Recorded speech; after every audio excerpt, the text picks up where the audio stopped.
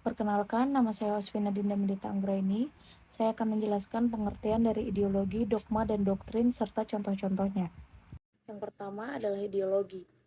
Ideologi adalah ide atau gagasan dan inti dari segala pemikiran manusia.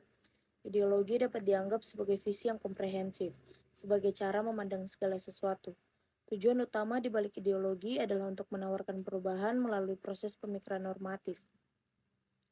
Ada juga beberapa contoh dari ideologi adalah anarkisme, kapitalisme, komunisme, komunitarianisme, dan lain-lain. Yang kedua adalah dogma. Dogma adalah kepercayaan yang dipegang oleh sebuah keagamaan atau organisasi. Beberapa contoh dogma adalah dogma agama, dogma kelompok, dan dogma rasio.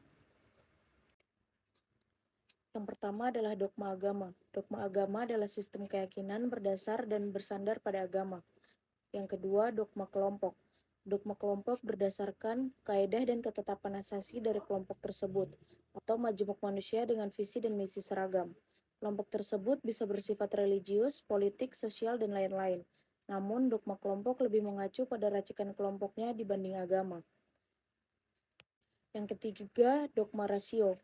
Hanya berlandaskan pada nalar pribadi semata atau opini masyarakat. Sebagian orang mengira bahwa ini adalah sebuah sistem yang cerdas dan terbaik untuk masa kini. Namun sebenarnya tidak. Kecerdasan dan tingkat rasio tiap manusia berbeda. Doktrin. Doktrin adalah suatu ajaran dalam aliran politik dan keagamaan. Doktrin dapat pula diartikan sebagai pendirian dari sekelompok ahli atau golongan tertentu dalam bidang tertentu, seperti politik, agama, ilmu pengetahuan, tata negara yang tersistem untuk menyusun, mengubah, atau memperbaiki suatu kebijakan. Doktrin dapat bersifat positif, tetapi tidak jarang juga bersifat negatif. Hal ini dipengaruhi oleh cakupan dan tujuan dari doktrin tersebut.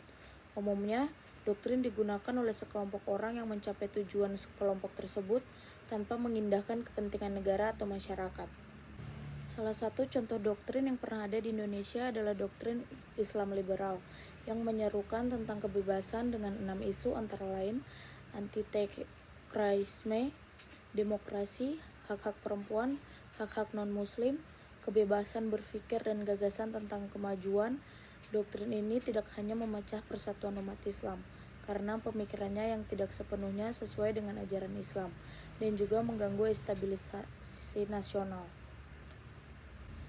Yang kedua, doktrin Monroe adalah kebijakan luar negeri Amerika Serikat yang diterapkan pada 2 Desember 1823. Dalam kebijakan ini, upaya negara-negara Eropa untuk menjajah dan melakukan campur tangan terhadap negara-negara di benua Amerika akan dipandang sebagai agresi, sehingga Amerika Serikat akan turun tangan.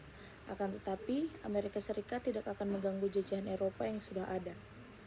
Sekian yang bisa saya jelaskan tentang ideologi, dogma, dan doktrin serta contohnya. Terima kasih.